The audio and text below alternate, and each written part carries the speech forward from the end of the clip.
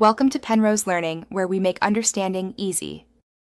You begin by opening the scanner app and granting camera permission. Hold the product steady. Aim to fill the frame with the barcode, not the entire package, so the algorithm reads lines clearly. Once focused, let the app auto-capture or tap to scan. If it blurs, back up 10-15 cm and retry. Make sure to use portrait orientation and turn off zoom. Digital magnification can distort bars and ruin the read accuracy. Once the app shows the data, copy the numeric or QR payload to verify.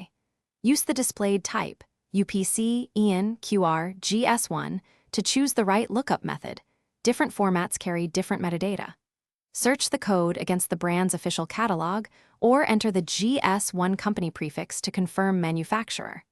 If the payload includes a URL or serial, inspect domains and serial patterns. Phishing lookalikes often use slight character swaps or extra subdomains, so read carefully. You finalize by matching all gathered details: barcode numeric match, manufacturer prefix, and any embedded serial or lot numbers. Once done, confirm packaging quality, holograms, and print alignment. Authentic items rarely have smeared ink or off-center labels. If something fails to match, escalate. Take clear photos, save scan results, and contact the seller or manufacturer. Keep receipts. Troubleshooting tip: if scans fail repeatedly, test another device or app, and rescan under diffuse daylight to rule out hardware or lighting errors.